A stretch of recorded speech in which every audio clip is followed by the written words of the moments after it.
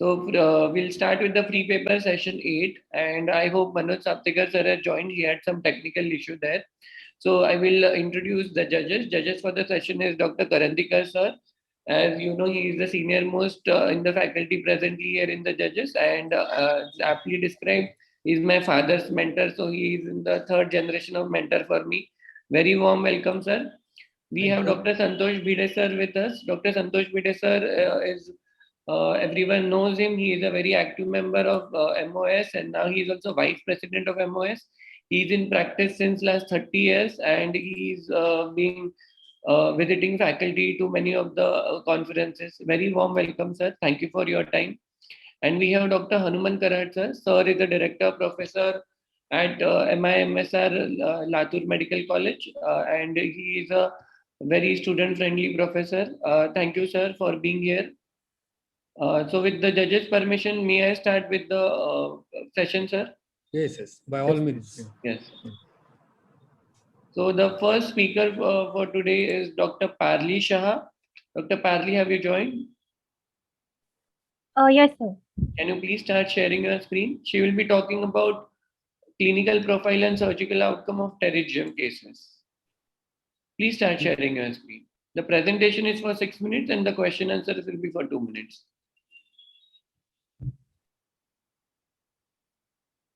Done by you, Dr. Sumit. Yes, sir. Timekeeping. Who is going to keep I will be keeping time, sir. I will be keeping time. Thank you. Good afternoon, everyone. The topic for my presentation is study of clinical profile and surgical outcome of pterygium in adult patients at a rural tertiary care hospital. Pterygium is a degenerative condition of the subconjunctival tissue involving the Bowman's and superficial layers of corneal stroma while being covered by conjunctival epithelium. Exposure to ultraviolet radiation, leading to mutations in p53 tumor suppressor gene, facilitates abnormal proliferation of the limbal epithelium. Extensive pterygia cause visual disturbances by obscuring the visual axis, causing corneal flattening and inducing astigmatism.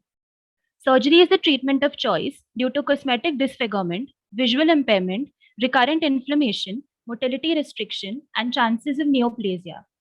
Many surgical techniques have evolved, like pterygium excision with Bayer sclera, conjunctival autograft, amniotic membrane graft, and use of lamellar keratoplasty.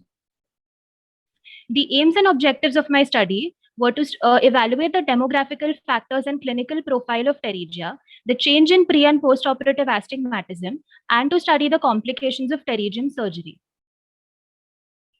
In this observational descriptive longitudinal study, 77 patients above the age of 30 years who underwent pterygium surgery from September 2019 to March 2021 were studied after ethical clearance and taking informed consents at rural tertiary care hospital. We excluded patients with atrophic pterygia, recurrent pterygia, ocular surface disorders, anterior segment pathologies, and patients undergoing one-step cataract with pterygium surgery. The data was recorded in a structured proforma as preoperative data, which included the age, gender, occupation, laterality, grade and location of pterygium, and preoperative astigmatism. The intraoperative data included technique of keratectomy and method of graft fixation, and post-operative examination was done on day 1, 7, 30, and 90, wherein the graft stability, retraction, edema, graft loss, condition of sutures, and post-operative astigmatism was assessed. In our study, we found that 74.6% of the patients were females, which could be due to more ultraviolet exposure in rural areas for their domestic and outdoor work. Similar results were shown in a study by Anthony Vipindas et al.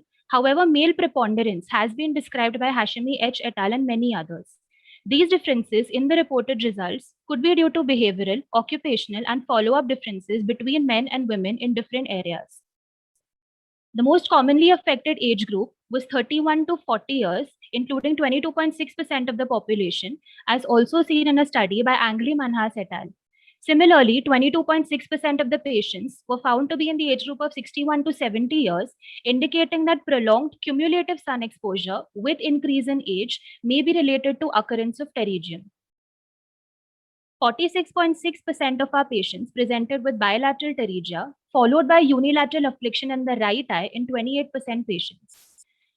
As described in the literature, in our study too, we found that nasal pterygium was more common and was seen in 97.3% patients, as there is sparseness of subconjunctival tissue in the temporal region and also lesser UV radiation exposure. 66% of our patients presented with grade 2 pterygia. Similar findings were seen in a study by Sushoban Dasgupta et al. A late presentation may be due to lack of awareness and negligence to cosmesis, as these patients belong to rural areas. It's a known fact that pterygia cause flattening of the cornea and presents with the rule astigmatism. We too found a preoperative with the rule astigmatism in 67.53% of our cases, similar to R. Avisar et al. 48.05% cases, that is 37 patients, underwent graft fixation with no suture, no glue, while 49.35%, that is 38 patients, underwent graft fixation with sutures.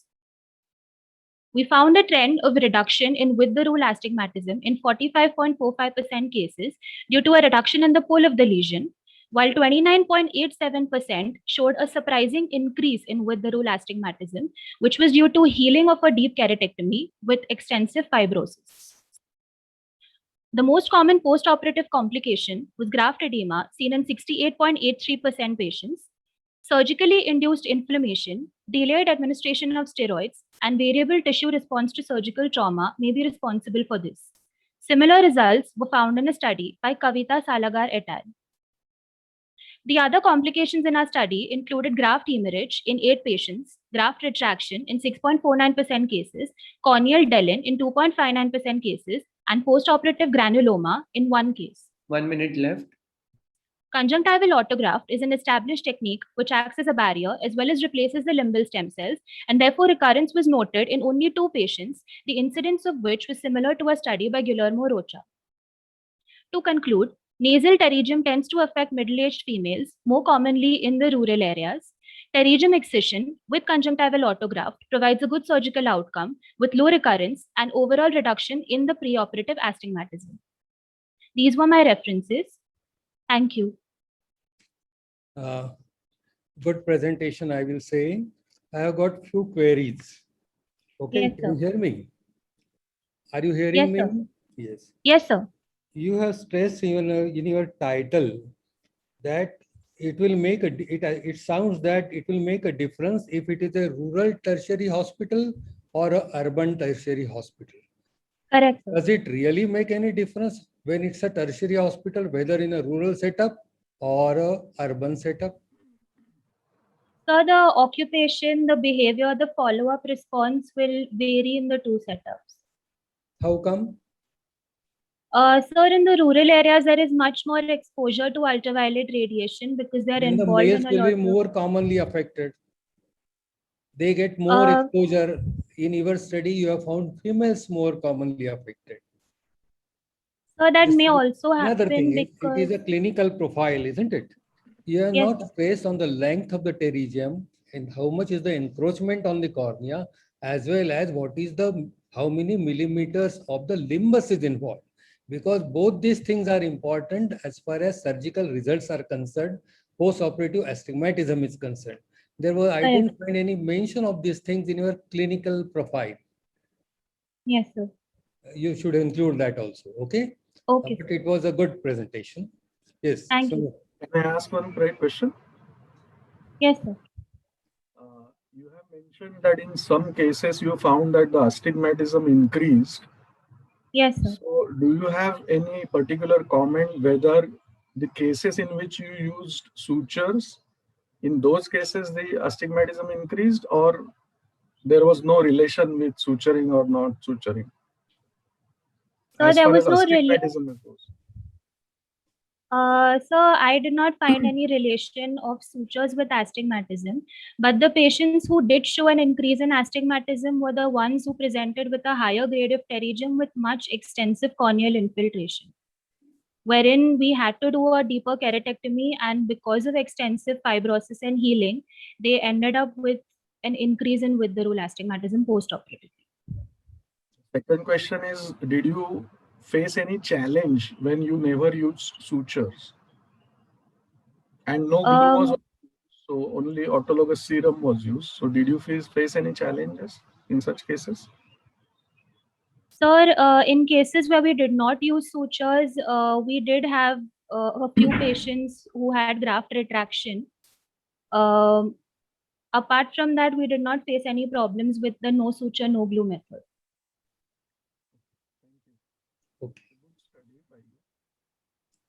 Okay. Can Next.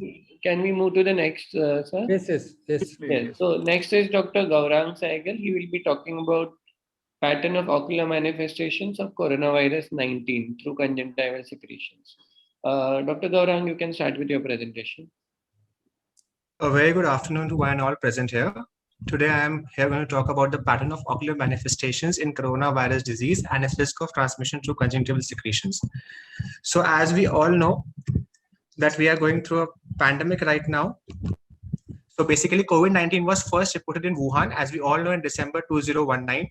Our very fellow ophthalmologist, Dr. Li Wenliang, died trying to convey that coronavirus can be a medium of tears can be a medium of transfer for coronavirus. On 11th March, the WHO declared this as a pandemic. Our study, due to some problems in ethical clearance, started on 15 September, whereas it ended on 15 November 2020. Basically, the ocular manifestations in literature vary between 0.8 to 31.6%. So that is 80 times difference, which is reported, which means that findings are either underreported or they are not seen by the ophthalmologist. Since ocular surface can act like a potential source of secretions, therefore SARS-CoV-2 is very important to be known whether conjunctival secretions can be a media of transport or not. To best of our knowledge, there is no study in medical literature at this time which can identify a direct relationship between SARS-CoV-2 virus and its ocular manifestations in Indian population at this point of time. Material and methods. This study was conducted at Department of Ophthalmology at GMC Amritsar with Viral Research and Diagnostic Lab. Patients who were RT-PCR positive on oropharyngeal or nasopharyngeal swab were chosen for this study. The patients were divided into two groups, moderate and severe, after written informed consent was taken. The patient who had saturation between 90 to 95% and respiratory rate more than 24 were put in the moderate group, whereas patients having SpO2 less than 90% or respiratory rate more than 30% were put into severe group. All of them had clinical signs of pneumonia. After recording the brief history and demographic profile, ocular findings, including the ocular surface anterior segment examination, was performed by the same clinical professional so as to eliminate any inter-observer recording finding. Results of CT scan, blood test, and RT-PCR were also noted. This was the oropharyngeal swab, which was used to take conjunctival swabs within 48 hours of onset of ocular complaints. For taking the swab, the lower eyelid was retracted and the inferior fornix was swept with a sterile disposable nylon swab for 10 seconds. The procedure was reported for the second eye as well. In addition, so as to confirm that the coronavirus and not to miss anything, sample was also taken using Sherman strips, that is number 41 Whatman filter paper.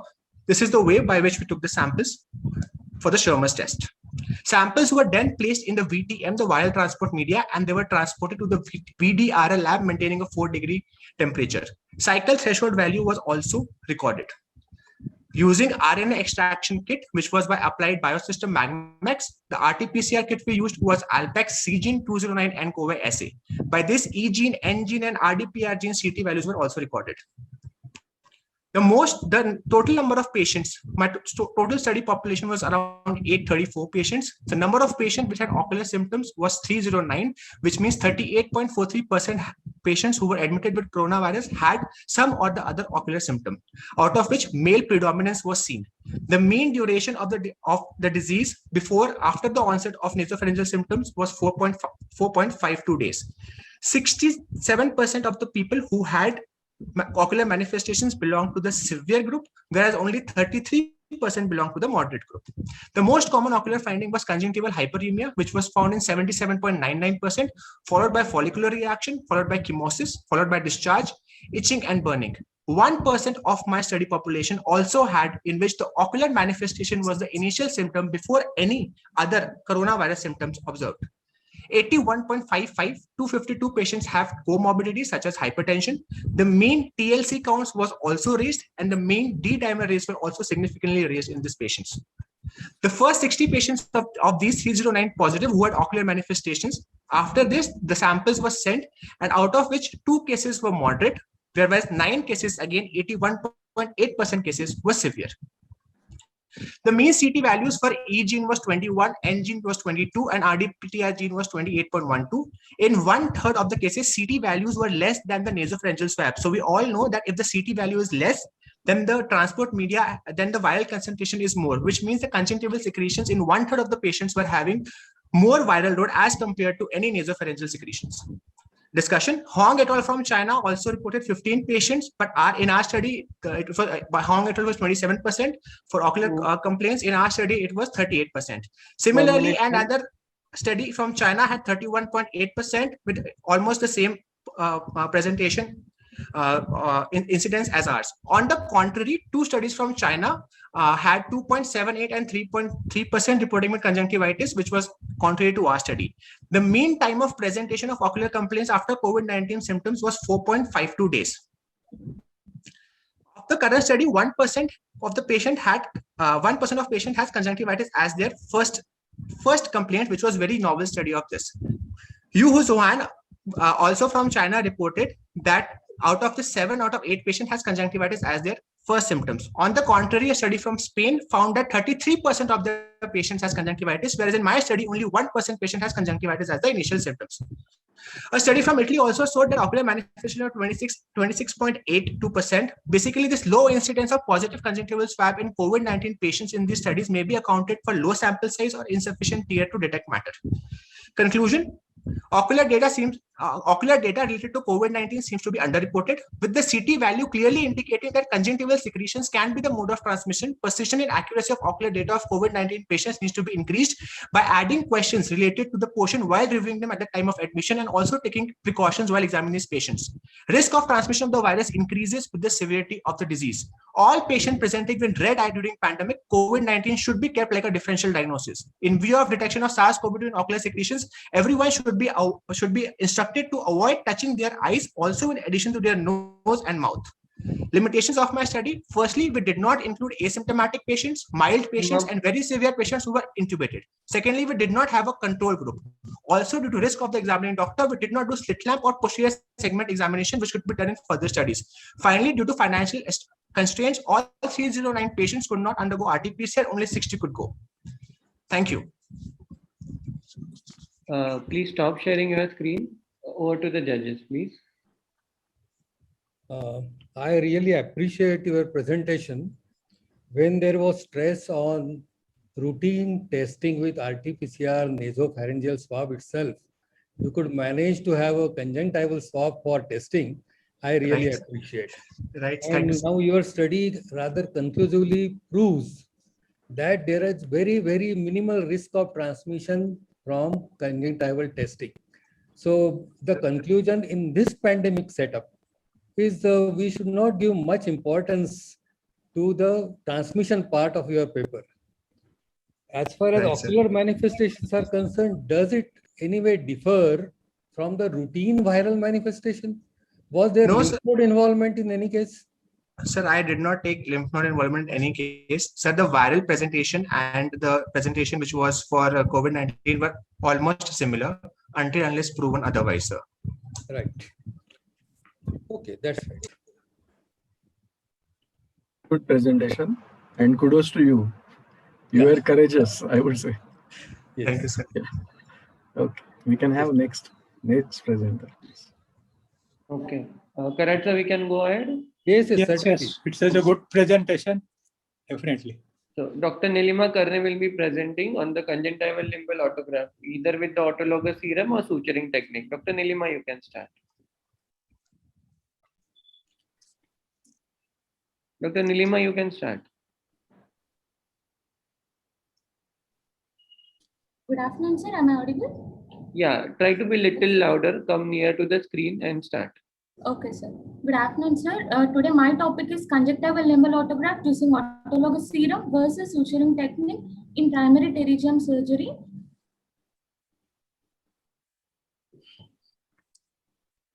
A brief introduction. As we all know that pterygium is a subconjunctival degenerative tissue and risk factors include sunlight, dust, heat and UV light.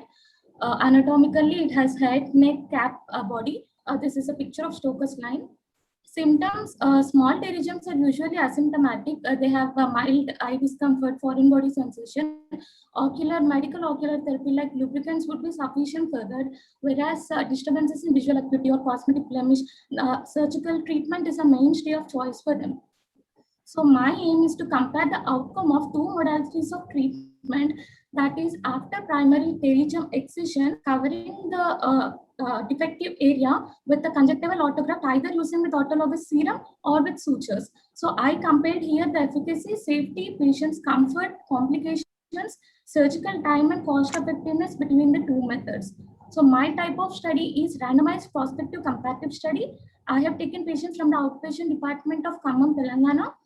My sample size is 62. Group A included 32 patients in which the autograft was secured with autologous serum, and Group B, the autograft was secured with sutures. Inclusion criteria include patient more than 18 years, both male and female, patients with primary pterygium, both nasal and temporal, with induced astigmatism, with rapid growth of pterygium and with cosmetic concern.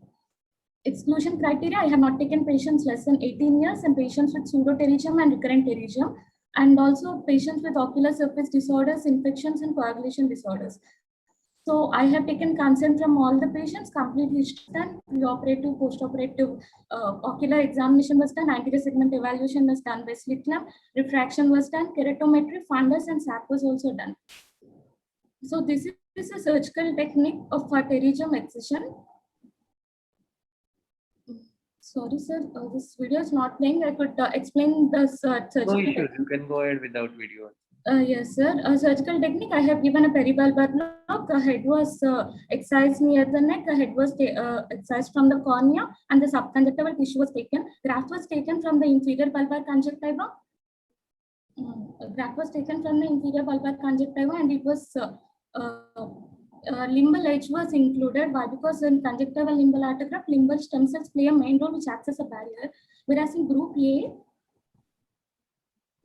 the graft was taken and the Tenon's capsule was removed. That care should be taken. The Tenon's capsule should not be graft so that it may lead to graft retraction. Graft was flipped over. It is placed in the area of pterygium excision. Here I have allowed the patient to bleed. Why? Because the serum in the blood will act as a bioadhesive, and the care is taken that limbal edge is attached to the limbal edge and edges are approximated. And the Group B is a suture group where sutures were taken in the four corners.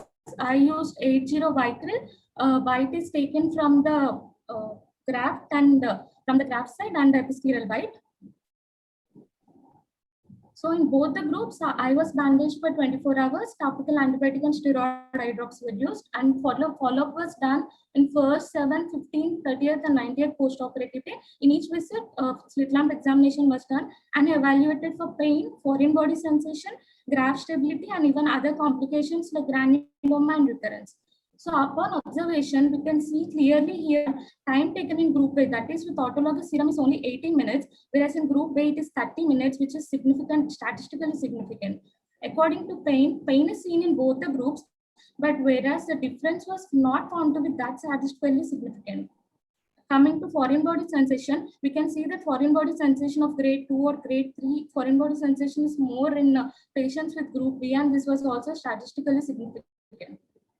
Coming to graft edema was seen in both the groups, but however, little graft edema was more in Group B patients. And graft retraction was seen little higher in Group A patients, but however, it is not statistically significant. Coming to conjunctival granuloma was seen in both the cases, but coming to the suture group, there were 3 patients, that is little higher in the Group B patients, that is with sutures. Coming to overall satisfaction score, we can see that the grade 3, that is high satisfaction score, was more in Group A patients, that is with autologous serum. So discussion, I want to say that the mean duration of surgery in Group B was longer. This is due to tedious suturing process. Even pain and foreign body sensations were seen in both the groups, but however, they were found to be lesser and rapidly disappeared in Group A patients.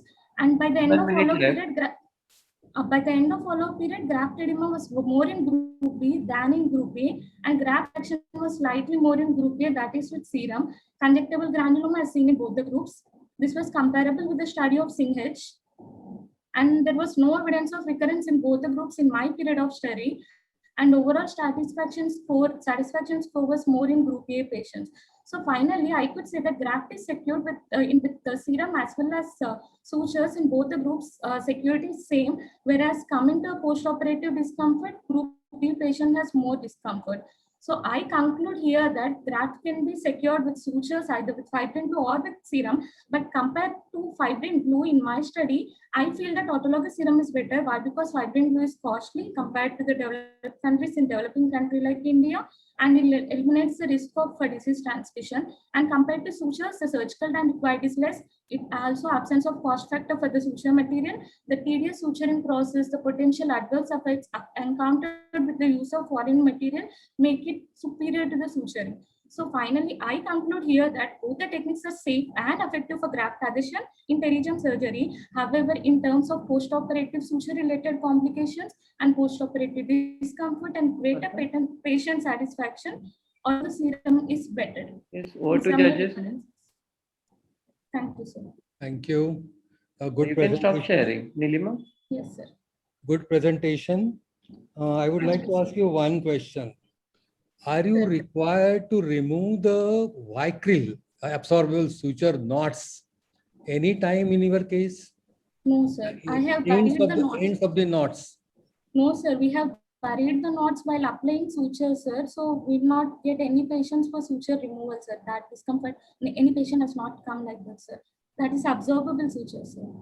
Why did you, in the latter part of your paper, why did you introduce a glue when your paper was only for autologous serum and suturing? Simply, sir, like up to discussion, I have compared Just between compared. this thing. But in conclusion, I want to say that I use serum in my college. Why? Because glue is comparatively costly, sir, Okay. from patients from low background. That's right. Thank you, sir. Karad? That's where you found graft loss. Yes, sir. Graft loss was seen in autologous serum in one patient, sir. But in your study, That is you mentioned there was 3.3%, no sir. loss. Yes. Graft Was retraction, it there? I have mentioned graft retraction was there slightly more in group A, sir. I'm not talking of retraction, graft loss. Yes, sir. Graft loss is seen in one patient, sir. I think it has missed in that, sir. It is 3.1%, sir. Okay. Nowadays, patients Yes, are. Hello. Yes, Sir, Karad, sir. go ahead. And then nowadays, patients are not asking for sutureless surgeries to her. Yes, yes, sir. Actually, thing is, in my college, most of the patients have a low background, sir. Suture material is 700. So when we say it is free of cost, they go for autologous serum only, sir. For autologous blood. Okay. Okay, Sumit, go ahead. Yes. So next presentation Next. is by Dr. Dharma, a rare case of choroidal metastasis. Dr. Dharma, you can start. Hello, good afternoon. I am presenting a case of choroidal metastasis lesion from the primary squamous cell carcinoma of the buccal mucosa. Purpose to report a rare case of choroidal metastasis from the buccal mucosa of the squamous cell carcinoma. Primary squamous cell carcinoma of buccal mucosa usually metastasize to the regional lymph node, lung, and bone. Ophthalmic metastasis is the rare condition. Choroidal metastasis is the most common site for the intraocular malignancy due to abundant vascular supply. Choroidal metastasis is the hematogenous dissemination from the remote sites. Most of the ophthalmic metastasis is due to the carcinoma of the breast, lung, genitourinary systems, gastrointestinal tract, skin, and prostate. Bilateral multifocal lesions are secondary to breast cancer, while unilateral unifocal lesion is more commonly found with the lung cancer. Intraocular metastasis is often the first sign of the tumor dissemination. Choroidal melanoma, hemangioma, and osteoma are important differential diagnoses which mimic this condition. We report a case of squamous cell carcinoma of the buccal mucosa that metastasized to the choroid. A 56-year-old male patient is known case of the carcinoma of the left buccal mucosa. Biopsy was taken from the buccal mucosa, shows the squamous cell carcinoma moderately differentiated. 2 cycles of chemotherapy was received. PET CT shows the lesion found in left buccal mucosa, lower gingivobuccal sulcus with erosion of the alveolus, lymph node at level 1A on either side, 1B, 2 on left side, suggestive of regional nodal metastasis.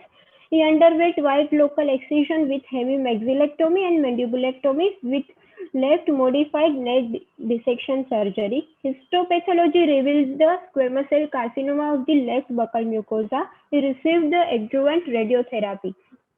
Patient complaining of the painless, gradually progressive diminution of vision in left eye.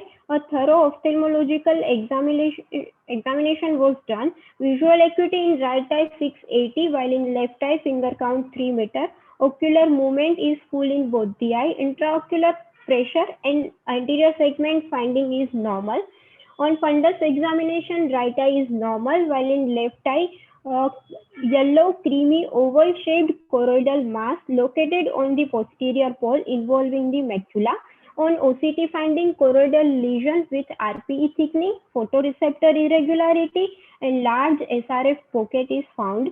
On ultrasound, diffuse choroidal thickening, large dome-shaped lesion shows moderately high internal acoustic reflectivity with detachment of the overlying retina.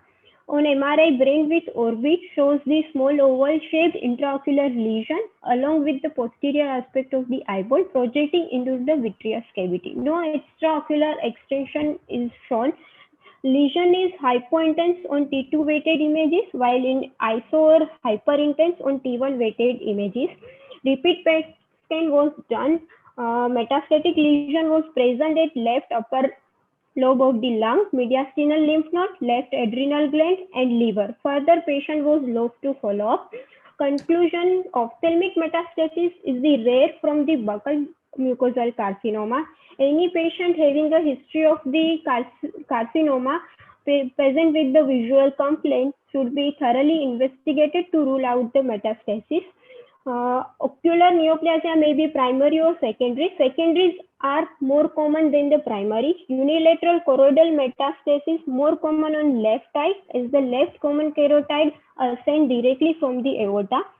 Unilateral lesions are harder to diagnose. Important diagnostic clue is a history of known primary tumor. Some lesions are confused with the choroidal metastasis are the choroidal melanoma, hemangioma, and osteoma.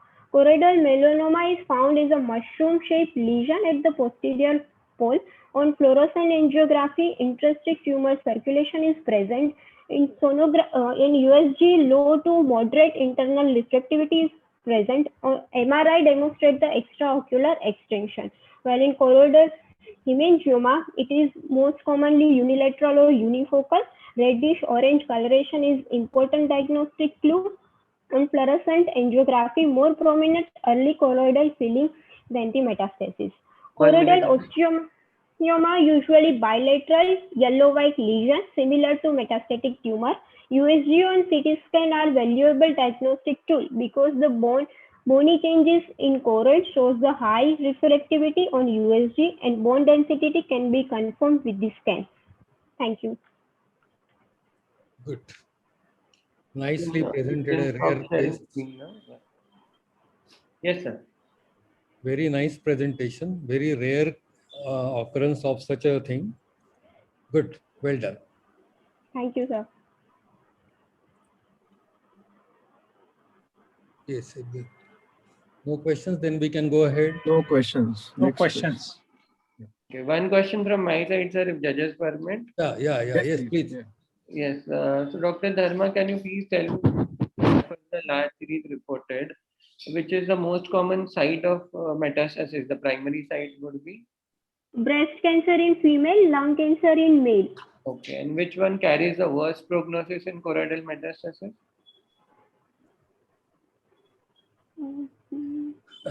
fine. It's pancreas that carries the worst prognosis. Pancreas metastasis is the worst for Okay. survival.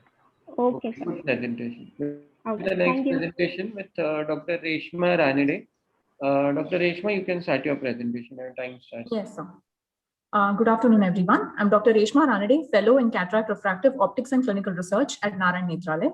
And today I'm here to present on AcuSim X, a virtual artificial intelligence platform to predict the post-refractive surgery corneal stiffness. Just a minute, sir.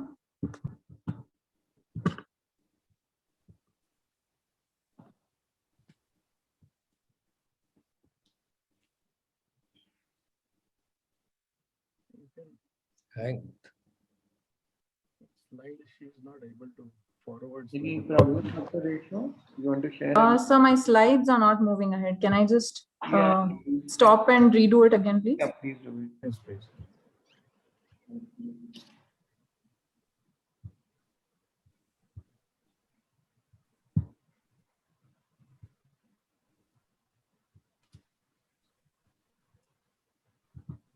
Yeah. Shall I start, sir? Yes, please. So refractive surgery is one of the niche surgical branches where giving patients the best quantity and quality of vision is a challenge. The evolution of diagnostics has been a boon for the refractive surgeon, and it helps the surgeon to pick the right surgery for the patients and avoid complications. A patient with moderate myopia came to us seeking a refractive surgery opinion. Considering the fact that her topography and biomechanics was normal, we decided to go ahead with a RELEX SMILE surgery for this patient. Post-operatively, she was doing well with a binocular visual acuity of 20/10. However, she presented to us after 3.5 years with complaints of blurring of vision in both the eyes. To our surprise, we found that she had developed ectasia in both the eyes, in spite of all her pre-op parameters being normal. Which brings us to our research question. What causes patients with normal topography and normal biomechanics to develop ectasia? Can we predict these changes? The finite FEM modeling helps in detail studying the strength of a large object by dividing it into smaller parts and is routinely used in other branches. To create a prediction model to help us determine the post-operative outcome, we need an ablation profile for virtual surgery. Every laser machine has a specific ablation profile. So using this ablation profile, along with the corneal material property obtained from the inverse FEM model, we developed a forward FEM model in order to determine the post-operative deformation curve, which helped us determine the stiffness post-operatively. We virtually simulated all 3 refractive surgeries in order to see the post-operative outcomes, the PRK, the SMILE, and the LASIK. The pre-op stiffness was similar across all the 3 groups. Post-operatively, the prediction stiffness matched the measured in vivo post-operative stiffness in the PRK, the SMILE, and the LASIK perfectly. But how do we bring this to our clinics? We built an AI-based predictive simulation software, the AcuSim X. We studied a total of 529 eyes, 280 eyes undergoing LASIK, 150 undergoing RELEX SMILE, and 99 eyes undergoing PRK. In addition to the fundus and the slit lamp examination, these patients were also subjected to Pentacam HR and Corvus ST to determine the tomography and biomechanics, and then we ran the AcuSim X for these patients. We planned an appropriate surgery for these patients based upon the simulation report and an ectasia nomogram, and post-operative validation was done using the previous scans. The AcuSim X is a user-friendly software which can be incorporated into our computers. A refractive surgery simulation requires the patient's data in the form of a CSV, which is a comma-separated value, which is obtained from both the Corvus as well as the Pentacam HR. So this is the way we import the Pentacam and the Corvus files. In case of a LASIK and a SMILE surgery simulation, the flap and the cap thickness and the diameter followed by the optical zone is entered. For PRK, the optical zone is entered. Finally, the patient's refraction is entered, and then the Add to Run tab is clicked in order to start the simulation. At the end of the simulation, we can export our result in a PDF form using the Recall Result tab. This is what we get. This is the PDF report of the refractive surgery simulation. So this shows 3 bell-shaped curves. The orange shows the preoperative corneal stiffness. The green shows the postoperative corneal stiffness, while the blue shows a delta change in the stiffness from preoperative to the postoperative. The two vertical black lines are suggestive of the preoperative and the predicted postoperative corneal stiffness of the patient in regard. In this patient, we can see that while the pre-op corneal stiffness lies in the lower end of the spectrum, the predicted post-op also lies in the lower end of the spectrum, which may suggest an unfavorable outcome. This brings us to a nomogram for ectasia assessment using the Acusum X. So based on the FEM postoperative corneal stiffness mean, without the AI adjustment, if more than 65.5 indicates a favorable outcome. Then based upon the biomechanically corrected intraocular pressure, the K2, which is a fiber-dependent parameter that we obtained from the corneal material model, and the AI adjusted postoperative corneal stiffness, we can determine the possible risk of an ectasia in the eye. Now let's look at a few case examples. So here are two patients with normal topography and normal corneal biomechanics. We ran an Acusum X for these patients.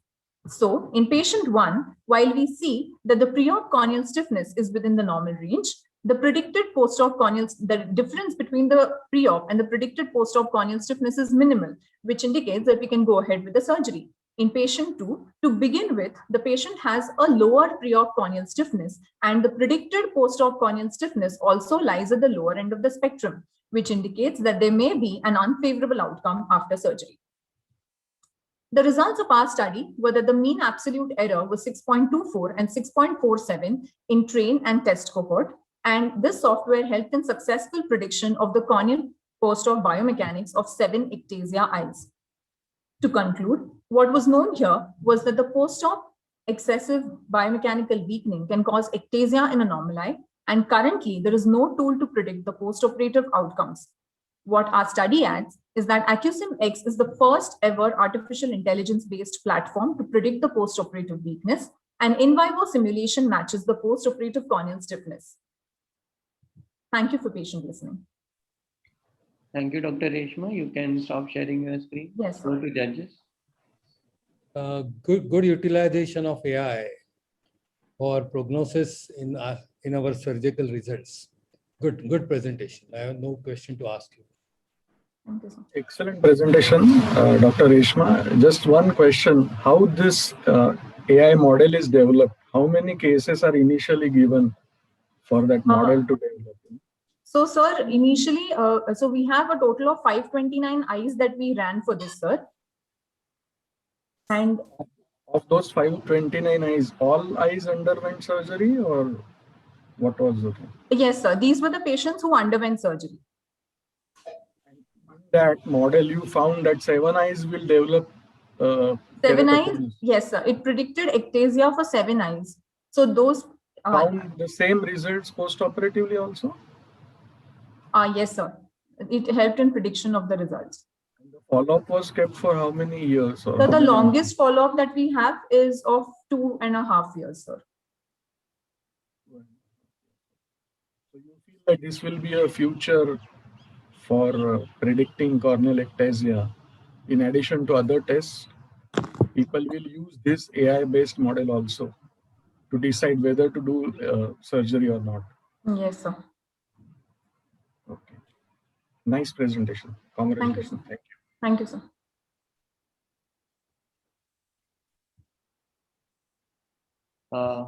Can we go ahead, sir? Yes, yes. Yes. Dr. Praveen Babu, you're there?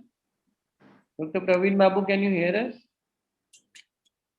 If one person is remaining. Yeah, Dr. Vinit Kumar, sir. He said he is out of Maharashtra and traveling somewhere. I'm trying to contact him, but he is not reachable. Achha, achha. Praveen Babu. Dr. Praveen Babu, come to your first slide. Yeah, yeah. Very good. Yeah. Please start your presentation, sir. Dr. Praveen Babu, you are not audible.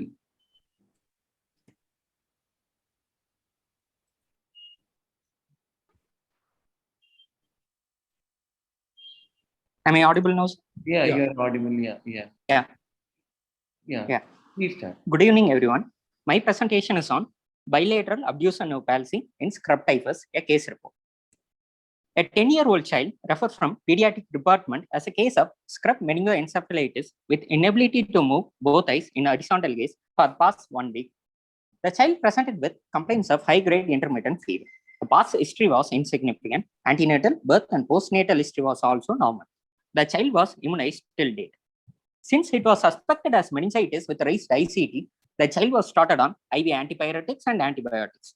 As the patient tested negative for malaria and dengue, the patient was prophylactically started on tablet doxycycline at a dose of 4.4 mg per kg per day in 2 divided doses for scrub typhus. Raised ICT was managed with hypertonic saline. The child was also started on prophylactic antiepileptics. On ocular examination, visual acuity with the Snell lens was 6x in both eyes. IOP with the Goldman applanation tonometry was 12 mm of mercury in both eyes. Color vision and contrast sensitivity was normal in both eyes. Anterior segment examination with slit lamp biomicroscopy was normal. Pupils 3 mm equally reacting to light. Fundus with a 90-day examination showed blurring of inferior and nasal margins in both eyes. This picture shows the EOM of the child showing bilateral abduction restriction. Diplopia charting shows maximum separation of images at dextroversion and levoversion. Test charting shows constriction of fields in both eyes in lateral gaze with medial rectus overaction in both eyes. On imaging, MRI revealed T2 hyperintensity of superior cerebellar hemispheres and flattening of pituitary with prominence of optic nausea. As we went for serological test, it came positive for scrub typhus on IgM ELISA. The child clinically responded well to tablet doxycycline and antiepileptics and was discharged after 10 days of treatment. Patient was advised to continue tablet phenytoin 50 mg BD, tablet prednisolone 30 mg OD, and acetazolamide 125 mg BD, and asked to review weekly.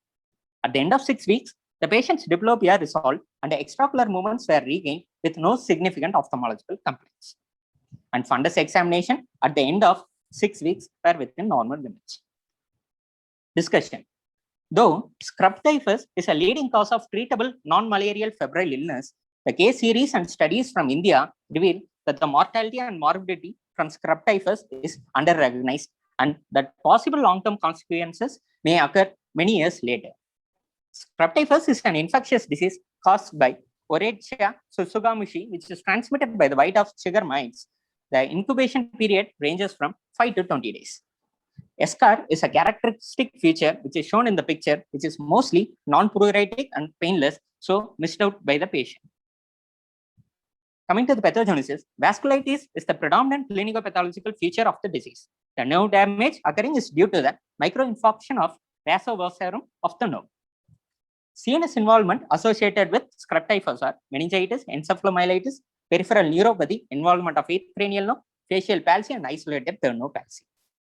Isolated abducens nerve palsy in scrub typhus is a very rare presentation. The first case was reported by Lee et al. At 2010, who described a case of 24-year-old female who presented with eschar, febrile rash, and sixth nerve palsy. The other conditions where we can find abducens nerve palsy are Mycoplasma pneumoniae, cytomegalovirus, Epstein-Barr virus, Hanta, herpes, and measles virus. These are earlier case reports showing isolated abducens nerve palsy in patients affected with scrub typhus. And here is a case of scrub typhus presenting with bilateral rectus palsy and a case showing prominent focal neurological signs. Conclusion. Involvement of abducens nerve palsy in scrub typhus is, although rare, has been documented very sparsely in the literature, ranging from 13 to 27 years of age, and none of them below 12 years. Ours is the youngest being reported at 10 years of age with bilateral abducens nerve palsy. All the above cases resolved spontaneously over a period of time, so did ours. However, the resolution cannot be strongly documented with the onset of medical therapy, since 2 of the patients developed extraocular movement restriction after starting doxycycline. Henceforth, a case of scrub typhus must always be viewed with caution in high prevalence states, and ophthalmological evaluation must be performed in all cases wherever deemed necessary due to its high morbidity. This case is reported for its rarity, the first reported pediatric case of bilateral abducens nerve palsy following scrub typhus infection. Thank you. Thank you, sir. Thank you, Dr. Praveen. You can stop sharing your screen. Over to judges, please. Good presentation, I will say. I have got only one question to ask you. Can you hear me? Can you hear me? Yes, sir. Yes, sir. Yes, sir. Question: how do you differentiate supranuclear palsy from bilateral abducent palsy?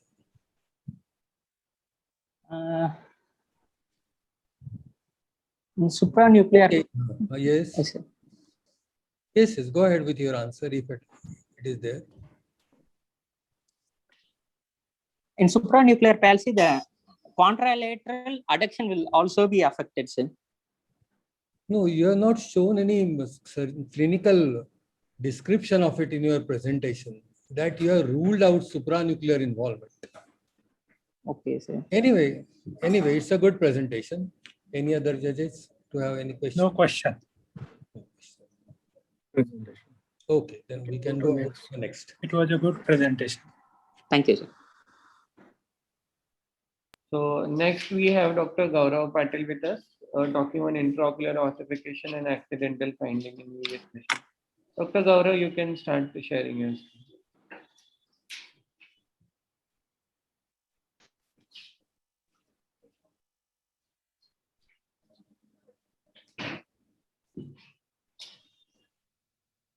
Please make it full screen and start presenting, please.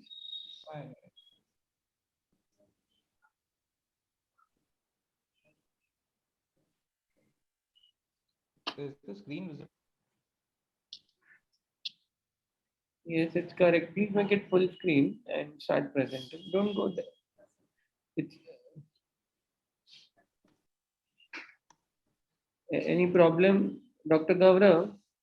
You have shared the screen, but you're again going on your desktop screen. Go on your This is your presentation that we can see. Yeah, correct. Yeah, very Good good. afternoon, everybody. Please start. Can I? We can't hear you, Dr. Gaurav. Dr. Gaurav?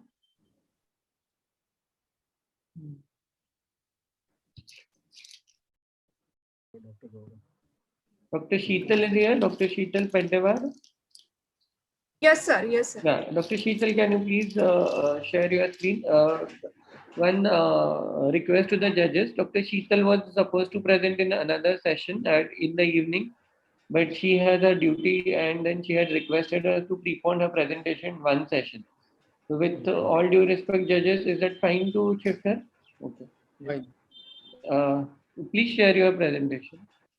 Topic of the presentation. Sumit. Yes, sir. Topic, full topic, you name the topic. Yes, sir. Yes, sir. I will tell you then. Yes, sir. Dr. Vinit Kumar Kamble is not there, ka? No, sir. He was traveling and he said he will join, but he is not reachable at present. And Dr. Samya Singh. She also had got some COVID duty, sir. So she had requested yesterday evening that she cannot come. So we could not remove it from the program. We kept the name, but we shifted it to 23rd. Okay. Dr. Sheetal will be talking on. Dr. Sheetal, are you able to shift your screen? Sir, yes, I'm trying, sir. Yeah, please do it. She will be talking on the prevalence of refractive error in the children in tribal Maharashtra's Melghat by handheld Welch-Allyn photorefractometer. A BOA PPT, I suppose. Dr. Sheetal, first open your presentation and then start sharing the screen. It will be easy for you then. Okay, sir. Yes, good, good. You have opened it. It's open. Yeah, fine. Very good. Just make it full screen here. On the full screen, yeah.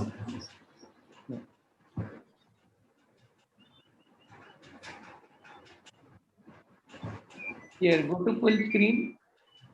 Any problem with your internet? No, sir. Then go down here. Yeah, correct. Yeah, please. Yes, sir. Yeah, please. Correct, correct, perfect. Yeah.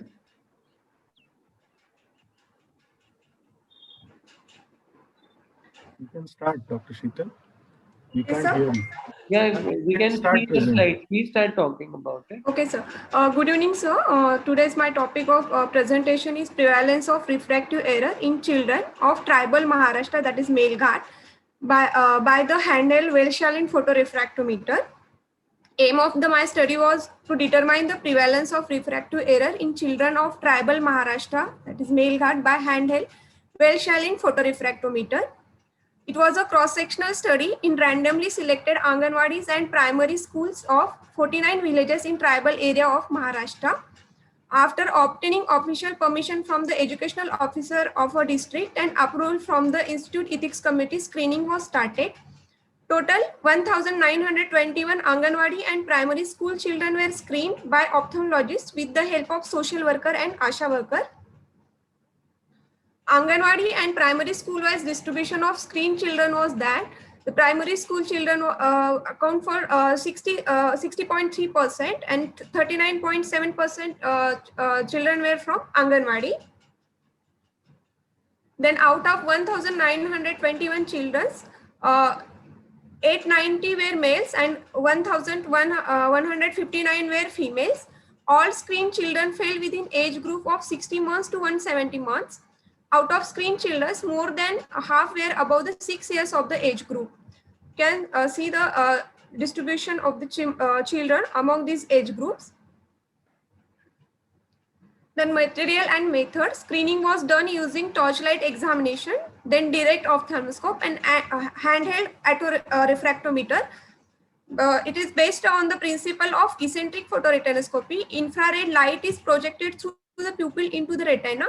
Depending on the refractive error, the reflected light forms brightness patterns within the pupil.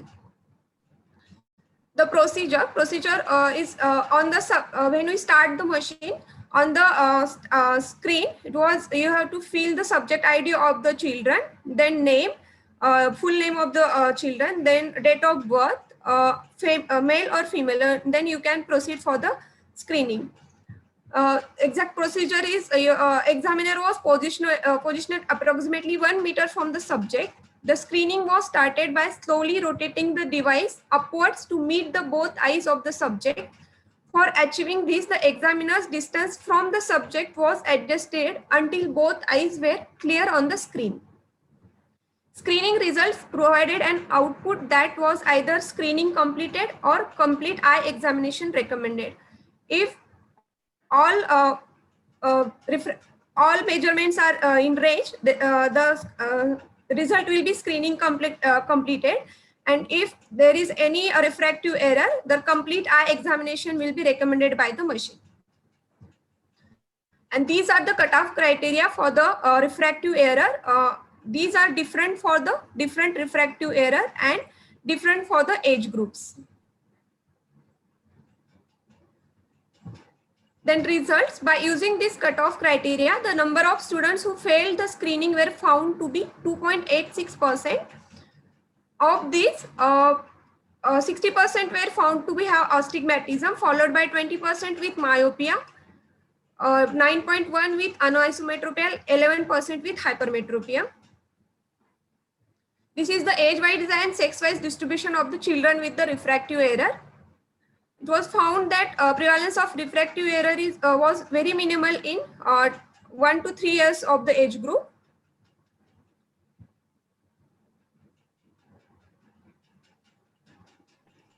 Then again in astigmatism, we found that 78.8% of the total astigmatism were simple astigmatism and followed by the myopic astigmatism. Then conclusion of our study was the failed examination, that is quantum of refractive error in tribal area was 2.86%, which was relatively less to other similar studies done in India. Astigmatism was the most common refractive error, followed by the myopia. Under 3 years, the failed examination, that is prevalence of refractive error, was very minimal. The failed examination rate is maximum above the 3 years of the age group. And the prevalence of refractive error in males was 3.6% and females was 2.8%. And then out of 55 children who have refractive error, only 2 children were already prescribed glasses. Hence, the rate of mixed refractive error was 96.35%. Thank you, sir. Thank you. It's a good one. as far as community ophthalmology is concerned. Where are you working at present? Is it near Melghat? No, sir. I'm working in MGMS Sevagram. We have one branch in Melghat, sir. Dharni Taluka. Acha, rural center it is. Ha, yes, sir. Is it a rural center? Yes, sir. Yes, sir. Okay. Do you think, hello, Yes, Sheetal, sir. Yes, sir. do you think that you need more study comparison of the general population where there is a more increase in the myopia and tribal who are staying outside the home more time? So the number of cases can be increased in the Yes, sir. community. Yes, sir. Exactly, sir. Oh, yes, sir. Good community ophthalmology study. Congratulations for thinking about it and doing it. Thank It you, needs sir. a lot of patience and a lot of hard work also. So congratulations to you and your guide also, and keep Thank you, keep sir. it up. Thank you. Thank you, sir. Okay. I think Sumit, we are You can coming to stop. the end of the. Sir, Dr. Gaurav is ready. He had some technical issue with the Gaurav. sharing. Yeah, Dr. Okay, Gaurav. start. Dr. Sheetal, please stop sharing your screen Oh, yes, sir. in the upper part. The button is there. You have to press Yeah. that. Yeah, correct. Dr. Gaurav, please start sharing your screen. Dr. Gaurav.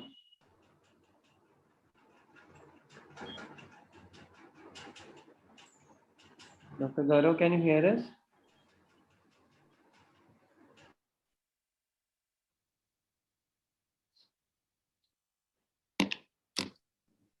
Dr. Gaurav?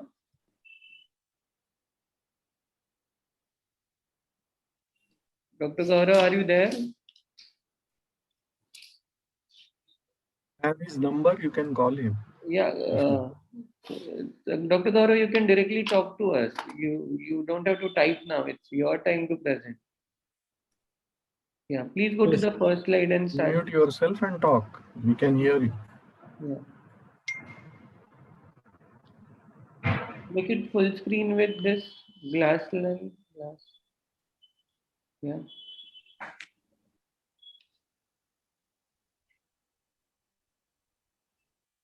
Dr. Gaurav, we are not able to hear you. Dr. Gaurav? Yeah, your slides are moving correctly, but we are not able to hear you. You need to start talking.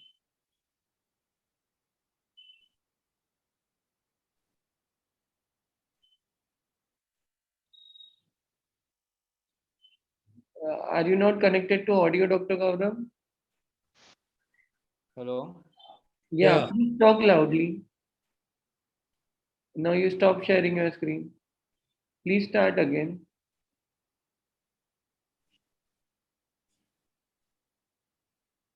I think they have some internet issues, sir. I will coordinate with him, sir. Dr. Gaurav, you want to try again or we should leave it?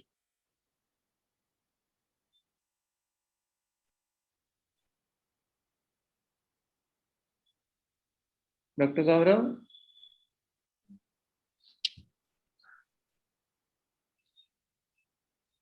Phone लाव त्याला. Phone लाव phone. Sir, इथे Phone लाव ना Sumit. Mobile लाव. बिचार तयारी करून येतात मुलं. Maybe having network issue, so अच्छा you अच्छा. can call him and ask. Yes, sir. Just now I had a network issue.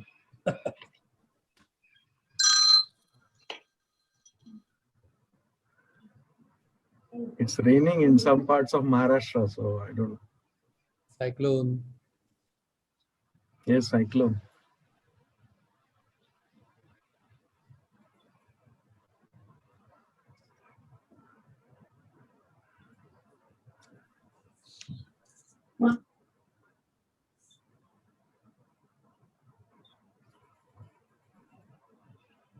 काय म्हणतो कराड?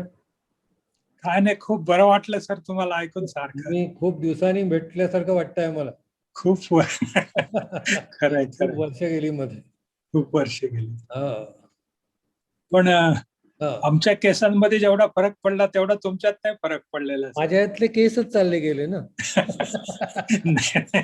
माझे केसच चालले गेले, त्यामुळे फरक एकदम जाणवेला आहे. तुमचं काय आहे, अजून शेती उभी आहे, आमची सपाट झालेली आहे.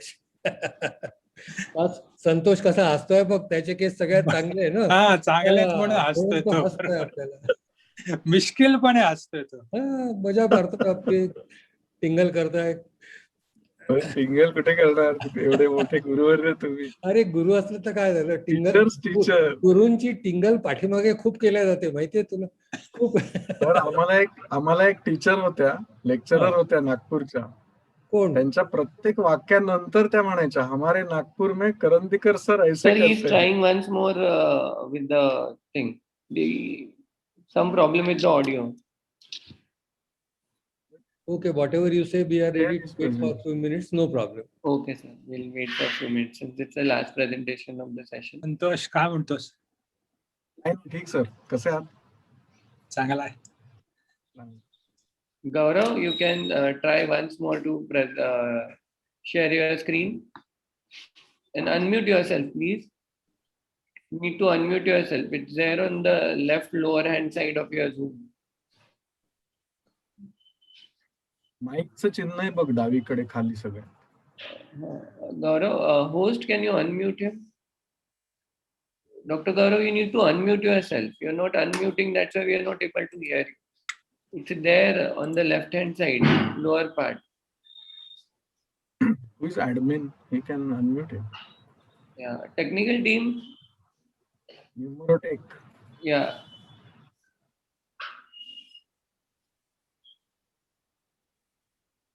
Gaurav has not shared his screen also. Dr.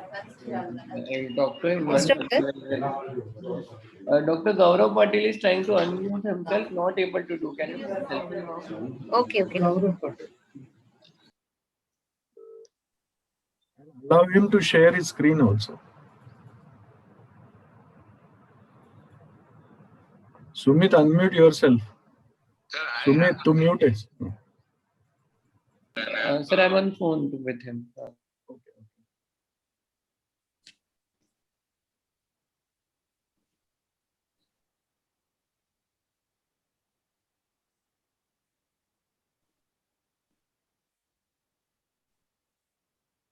Very well organized conference. Karandikar sir, काय मत आहे आपलं?